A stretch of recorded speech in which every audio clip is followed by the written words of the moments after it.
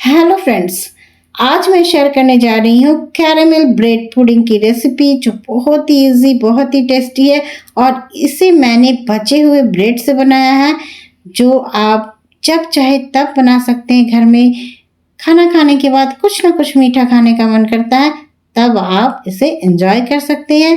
बहुत ही टेस्टी है। तो आइए बना लेते हैं ब्रेड पुडिंग। तो मैं यहाँ कैरेमल ब्रेड पुडिंग बनाने जा रही हूँ। तो सबसे पहले बना लूँगी कैरेमल, और इसके लिए मैंने एक पैन ले लिया और उसमें डाल दिया 7 बड़े चम्मच चीनी। और चीनी को शुरू में आप चम्मच से स्प्रेड कर देंगे डालने के बाद। उसके बाद बिल्कुल भी चम्मच का यूज़ नहीं करना है। तो देखिए, मैं यहाँ 7 बड़े चम्मच पैन में चीनी डाल दी हूँ और शुरू में ही उसे स्प्रेड कर दे रही हूँ।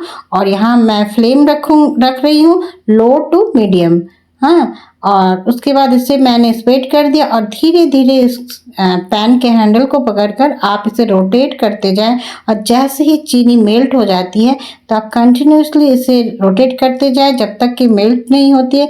और अब आप देखिएगा धीरे धीरे एक सुंदर सी गोल्डन कलर चली आती है। और जैसे ही यह कलर बहुत डार्क नहीं करना है, नहीं तो कैरेमल जो है तीता हो जाएगा, कड़वी लगेगी। इसलिए जैसे ही थोड़ी सी मेल्ट हो जाती है और उसे आप तुरंत ही गैस को ऑफ कर देंगे। तो मेरी यहाँ कैरेमल सुंदर सी गोल्डन ब्राउन हो चुकी है। और अब मैं इसे एक केक टिन में मैं इसे ट्रांसफ़र कर दे रही हूँ। तुरंत ही ट्रांसफ़र करना है। जिसमें भी आप पुडिंग बनाना चाहते हैं, आप केक टिन लीजिए, आप कोई भी कटोरा भी ले सकते हैं। तो देखिए, मैं इस केक टिन में डाल दी हूँ कैरेमल को और उसको तुरंत ही स्प्रेड कर दीजिए उस कटोरी में, इस बॉल में जिसमें आप पुडिंग बनाना चाहते हैं। तुरंत, नहीं तो वो स्टिकी हो जाएगी, तुरंत ही जम जाती है। तो देखिए, मैं यहाँ केक टिन में इसको डाल दी हूँ और उसको तुरंत ही घुमा घुमा कर आप उसे स्प्रेड कर लेंगे और उसे वैसे ही छोड़ देंगे। अब आएंगे हम लोग नेक्स्ट स्टेप में। अब मैं यहाँ पुडिंग बनाने के लिए ले ली हूँ 3 कप दूध। जो नॉर्मल चाय आप पीते हैं उस कप के 3 कप मैंने दूध लिया। और 5 ब्रेड, 5 यहाँ ब्रेड मैंने स्लाइस ले लिए हैं। और अब मैं इन ब्रेड्स के किनारों को काट लूँगी। और किनारे बिल्कुल नहीं आप डालिएगा, नहीं तो वो थोड़ी सी ब्राउनिश हो जाती है। इसलिए मैं सुंदर से कलर आने के लिए सारे किनारों को काट ली हूँ। किनारों का आप तरह तरह से यूज़ कर सकते हैं। मैं तो इन किनारों से बना लूँगी रबड़ी। हाँ, कभी मैं शेयर करूँगी कैसे मैंने ब्रेड के किनारों से रबड़ी बनाई। बहुत ही टेस्टी होती है। और आप पोहा की तरह भी इसे बना सकते हैं, या किसी कटलेट वगैरह में यूज़ करने के लिए आप उसको डस्ट बनाकर रख दीजिए मिक्सी ग्राइंडर में और आप उससे कोट कीजिए। हाँ, तो देखिए, यहाँ अब जो ब्रेड थी उसको आप पीसेस में काट ले, रफली किसी भी तरह काट ले, क्योंकि इसको फिर आपको ग्राइंड करना है। तो अब आप मिक्सी ग्राइंडर में इन कटे हुए ब्रेड्स को डाल दें और डाल देना है 4 बड़े चम्मच कस्टर्ड पाउडर। तो मैं वनीला एसेंस के यहाँ कस्टर्ड पाउडर ली हूँ। तो देखिए, मैं यहाँ 4 बड़े चम्मच कस्टर्ड पाउडर डाल दे रही हूँ। अब मैं डाल दे रही हूँ यहाँ पर चीनी मैं यहाँ 6 चम्मच चीनी डाली हूँ।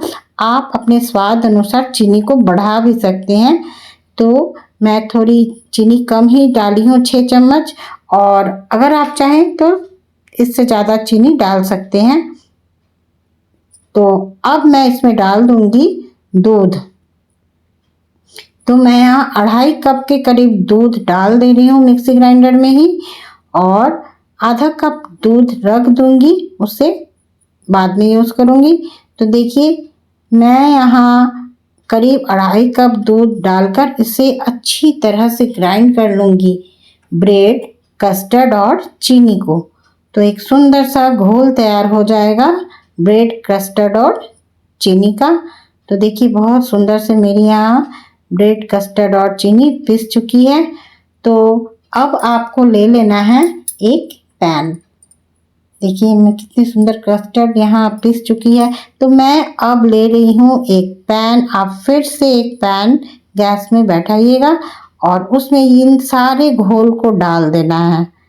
मिक्सी ग्राइंडर में जितने भी घोल थे आप डाल देंगे और जो आधा कप दूध मैंने बचा के रखा था उसे इसी मिक्सी ग्राइंडर में डालकर अच्छी तरह से इसे हिलाकर और सारे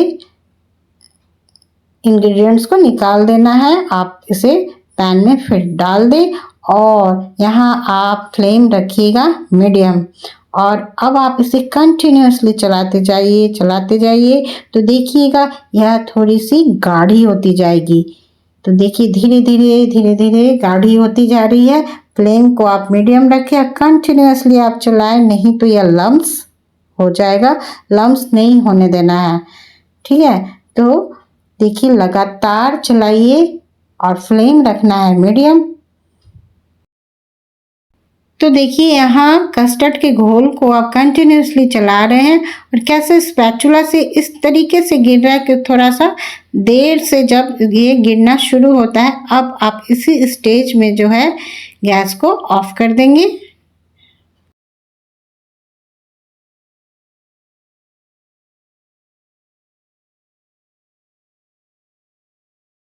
तो देखिए यहाँ बिल्कुल तैयार हो चुकी है पुडिंग के लिए कस्टर्ड का घोल और अब मैं इसे डाल दूंगी कैरेमल में। अब जिसमें आप कैरेमल जमाए थे उसमें ही आपको इस ब्रेड और कस्टर्ड के मिक्सचर को डाल देना है और आप जल्दी जल्दी इसको करना, नहीं तो बहुत देर करने से क्या हो जाता है कि जम जाता है, लम्स आ जाएगा। इसलिए क्विक ही इसे आप कैरेमल वाले बर्तन में इसे डाल देंगे।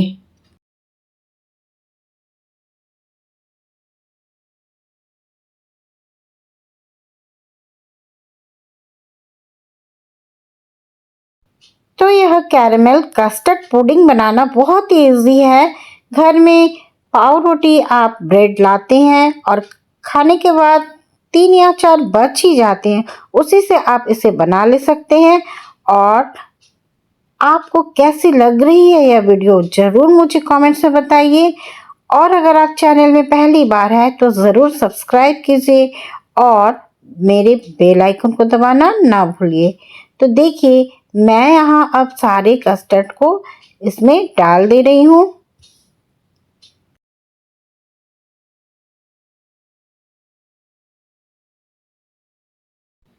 तो मैं यहाँ सारे मिक्सचर को बर्तन में डाल दी हूँ जिस बर्तन में आप कैरेमल जमाए थे। तो हो गया और अब इसको ना थोड़ा सा स्प्रेड कर देना है, थोड़ा सा इवन कर देना है। डैप डैप करके आप इसे थोड़ा सा इवन कर दें, बहुत क्विक करना नहीं तो जमने लगता है। तो देखिए मैं यहाँ सारा मिक्सचर डाल दी हूँ और अब नेक्स्ट स्टेप के लिए आप देखते जाइए कैसे नेक्स्ट स्टेप होता है।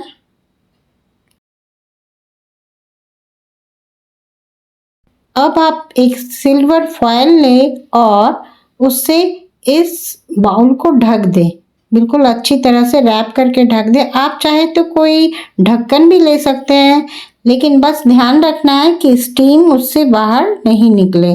तो मैं यहाँ सिल्वर फॉयल ले ली हूँ और अच्छी तरह से इसे रैप कर दी हूँ।